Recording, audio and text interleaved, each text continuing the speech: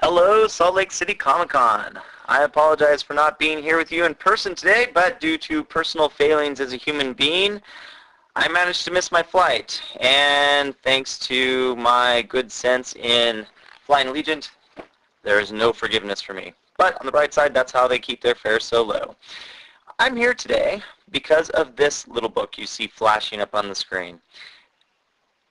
A couple years ago, Sunstone asked me to put together a anthology of comics. It started because I wanted to write an article about Mike Allred, creator of Madman, Mormon fellow, and one thing led to another, and it resulted in this book, which resulted in me being called by more than a number of people, fairly or unfairly, sort of the world's expert in Mormon comics. I don't know that this is entirely a term. I agree. There are certain things I'm certainly not expert in, but that's why Mike Homer's here, because he's expert in those things. We'll get to him in a moment.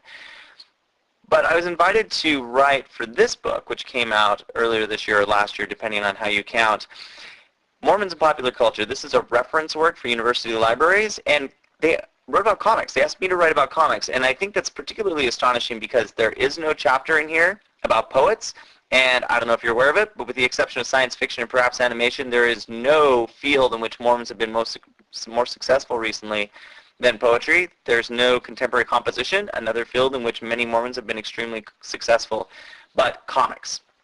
Now, sadly, when the book went to press, most of the illustrations did not make it into the book, with the exception of one that was stuck in the wrong article. So, as an introduction to the history of Mormons and comics, I'm going to show you some of the illustrations that didn't make it into this volume. First, this one. You can see John Held. Some credit him with inventing the flapper. Fellow from Salt Lake City, one of the New Yorker's first cartoonists. Here we see Floyd Gottfredson, who worked on Mickey Mouse's newspaper comics for a Charles Schulz-esque 50-so years, and his version of Mickey has a lot of snap, shall we say. Rick Estrada, of course, great Silver Age comics artist, who wasn't just, the inventor of Power Girl and this and that and the other, but he also, in mainstream comics published by DC, their popular war anthology series, included stories about the Mormon Battalion and the Jaredites, which is what we see here. Pretty stellar. And here's a bit of something from Galen Dara, who this is an excerpt from what was published in Sunstone. She's since gone on and just won a Hugo a couple weeks ago for her art. And just for fun, here's a comic that was published by the church in the days when Relief Society was opened up to all women to, what, I can be in the Relief Society too? Yes, you can. Read a comic book.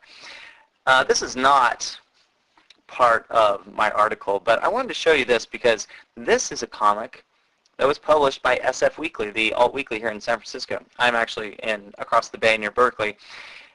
Because I didn't get on an airplane, I think I mentioned that, but I like this one because, my gosh, if SF Weekly will publish stuff by and about Mormons, then you know what? Mormon comics, maybe they've really arrived. That I made that has nothing to do with anything. A better person could have made a better thing. I'm going to pause now because the history of what Mormons have been in comics is perhaps more akin to this Sam Brannon fellow than anything else. So go ahead and pause the video at this point. Mike is going to talk about the representation of Mormons over the years in comics, especially European comics, which I think is awesome that someone has looked into this. And when you press on play, I'll be right here.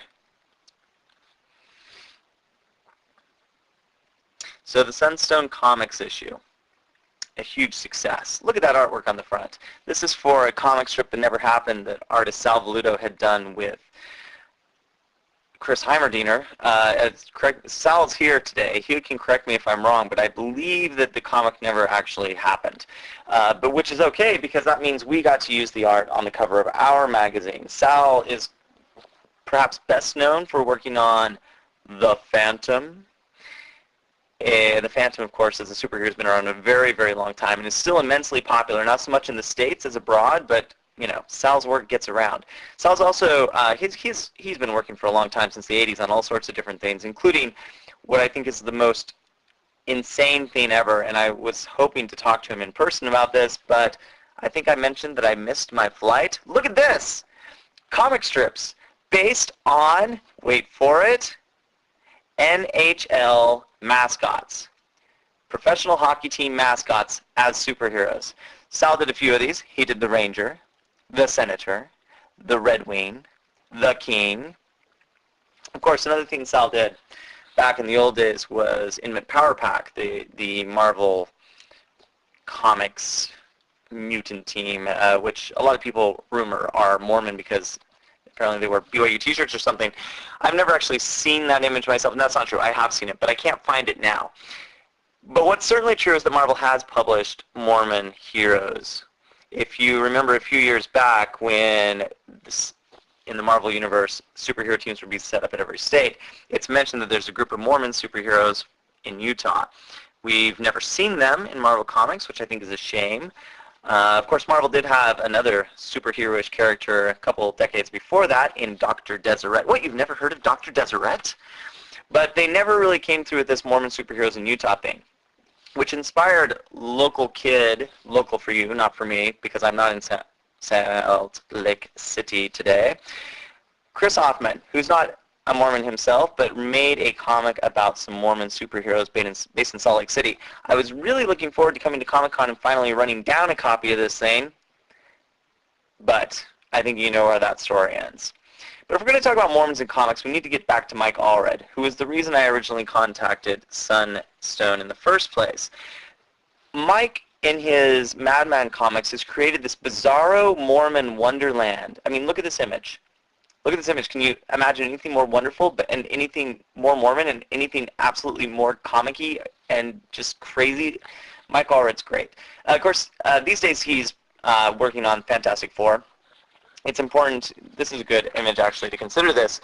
Look at those colors. His wife Laura is, many consider, the most influential colorist of her generation. She and Mike work on almost everything together. His brother Lee has been with them working on this project for the last issue or so. I forget the exact details. He recently did iZombie before that. But Madman's where it's at. Madman's where it's at. Go out on the floor when you leave here. If you've never read Madman, buy some back issues. Make it happen. If you remember Mike from the news, I guess this is a decade ago now, he was in the news because he quit Ecstatics and other Marvel projects he was working on and went off to just make a Book of Mormon comic. He got 3 issues done, or 3 volumes, I suppose, before he called it postponed for, again, 10 years.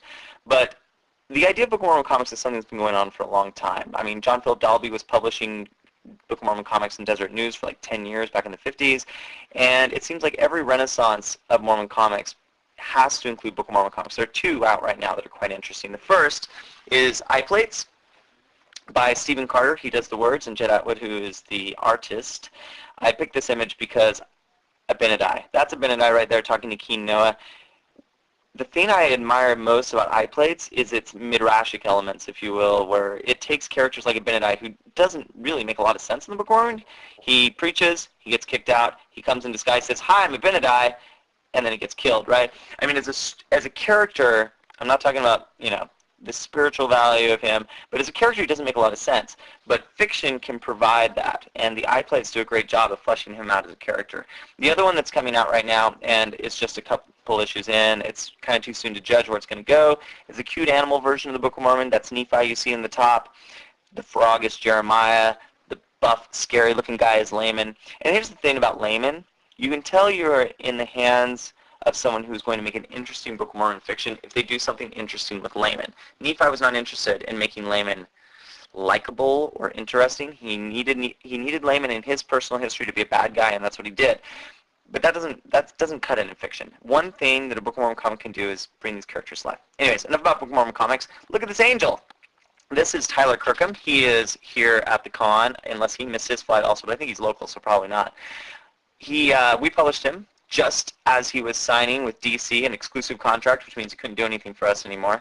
This is the angel that we published. He's since gone on to work on Green Lantern and various other things. This next image is Amy Reeder Hadley, who would not be terribly happy with me mentioning her in the list of Mormon comics because she doesn't she doesn't like people to know she has Mormon blood, but I find her personal and professional history really interesting. I mean, she started with a romantic manga-esque sort of comic, which she still hasn't finished, by the way, even though she has lots of fans, and has gone on to work on really weird stuff, such as the Vertigo series, Madame Xanadu.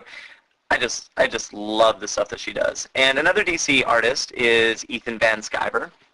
He's a very trusted artist at DC. He was put in charge of developing the new Lantern Corps insignia and so forth. He couldn't work on the Sunstone thing because he was under an exclusive contract, but he got his start in Exploding Frogs, so you just never know where life will take you. And here I'm going to reveal sort of my own nerdy tendencies. As it goes, Ethan's great, but my favorite Van Sciver brother is Noah Van Sciver. Here you see his rendition of the Joseph Smith story, which is a couple chapters in so far. They've been published in his personal comic Blammo and also in Sunstone, and they're really great, and they're a really interesting take. But for my money, the best comic I think I've read in probably 2 years or so is Noah Van Sciver's The Hypo, which is about the young Abraham Lincoln shortly after he comes to Springfield. Springfield is dirty. He has happy times. He has sad times. It's about Lincoln's dealings with being young, being depressed. He had, things weren't always great for her. He was not always the great American hero, Lincoln. Other indie comic artists that I think you should keep an eye on are Blair Starrett, who graduated from the Vermont Cartooning School, but nowadays is better known for putting really weird movies on the big screen there in Salt Lake, or maybe I should say here in Salt Lake, but sadly I'm not with you. Blair Starrett, look him up. Also, Annie Poon. Look at this. Isn't this great? I love Annie's stuff, and she's the only artist I'm mentioning, as far as I know, who has work in the permanent collection of New York's MoMA. Keep that in mind. These days, she mostly seems to be working on her puppy comics, which are just insanely cute.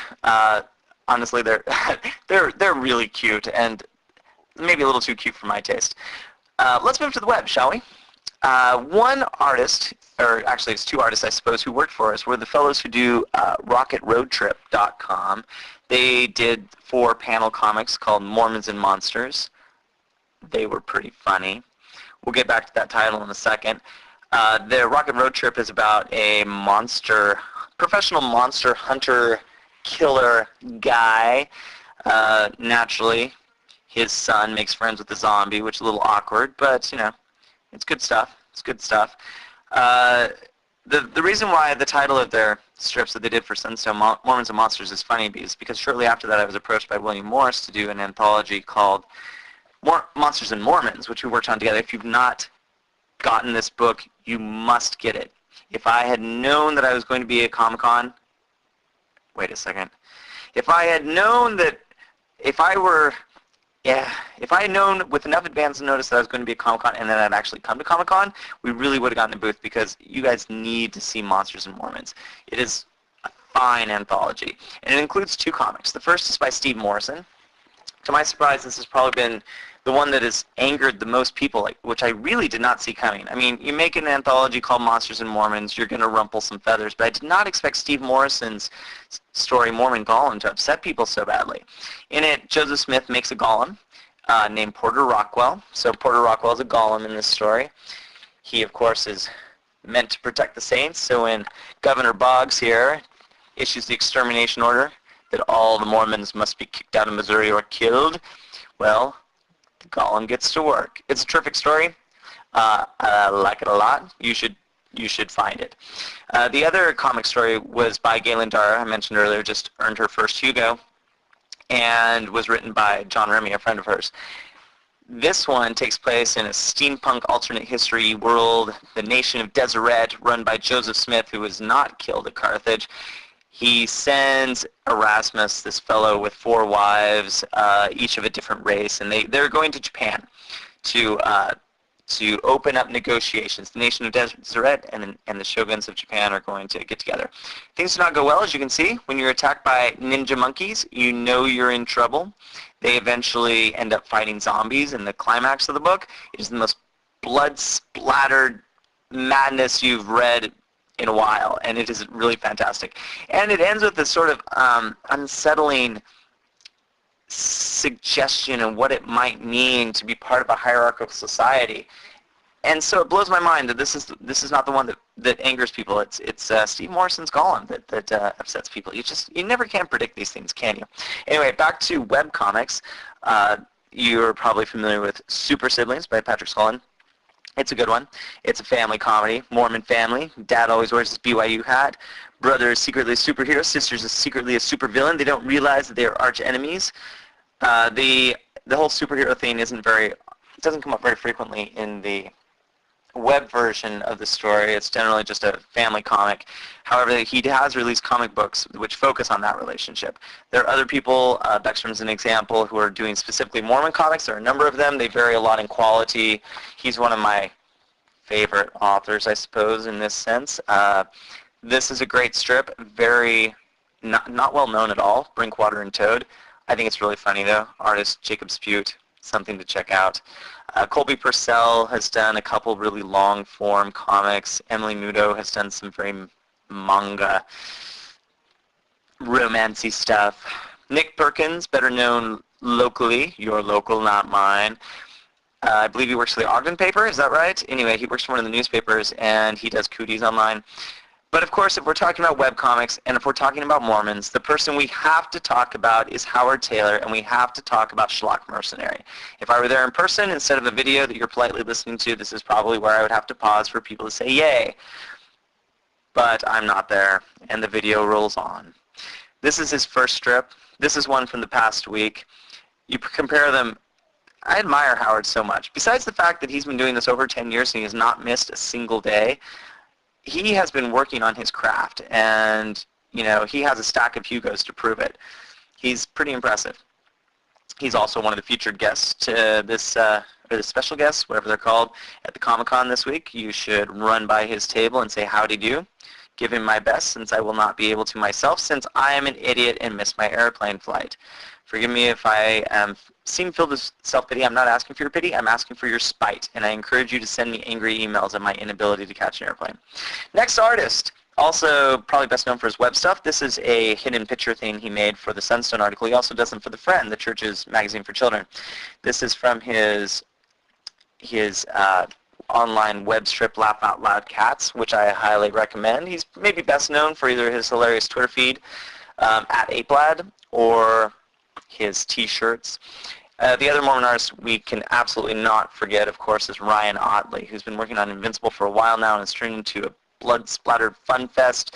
If you look at this one of Spider-Man and Venom, Ottley has the capacity for unpleasantness of a McFarlane, but he's funny. So you have comics where you have your sex and violence like we've always had it, but it's also kind of hilarious. I mean, Sea Bear and Grizzly Shark, if you've not read this, it is just so gory and really funny.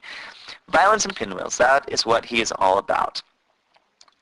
Recently, just a few months ago when the Rubens were handed out, Brian Crane received one.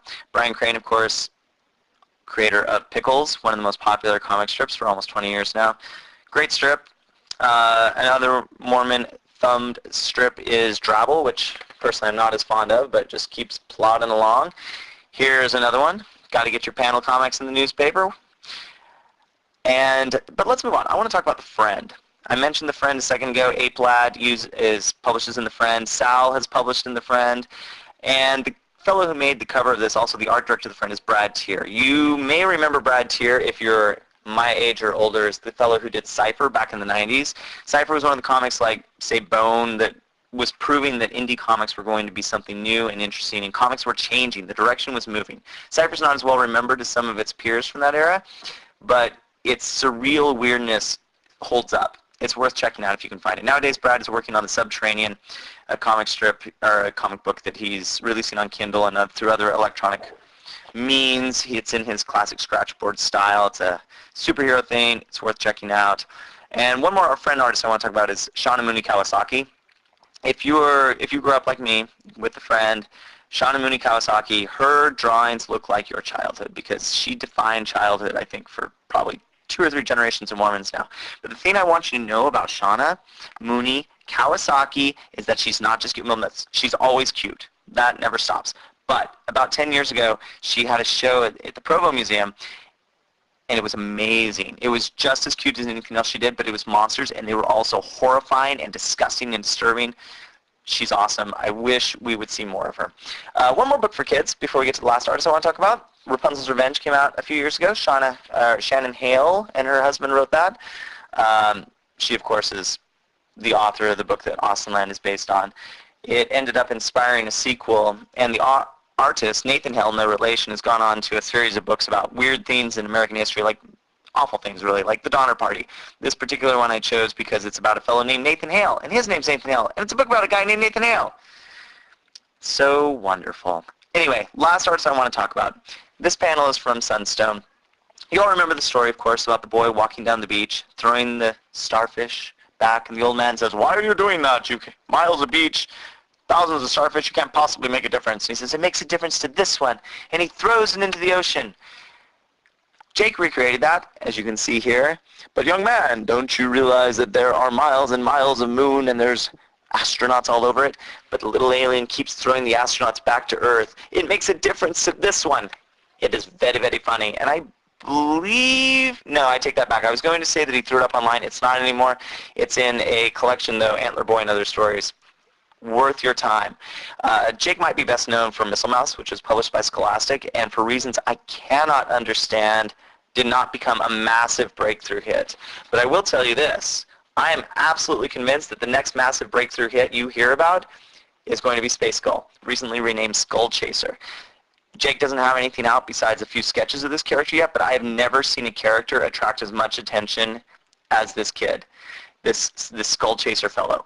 I don't know much about him other than he looks awesome and that every artist who sees him wants to do 6 or 7 versions of their own. Watch for Jake Parker's Skull Chaser. It's the next big thing. I'm very confident of this, and not just in Mormon comics, but in comics. Jake's due for a breakthrough, and which is why I'm letting him be the one to write the end. Now, if the gods are smiling upon us, I will be able to speak with you magically through the wires if you have any questions.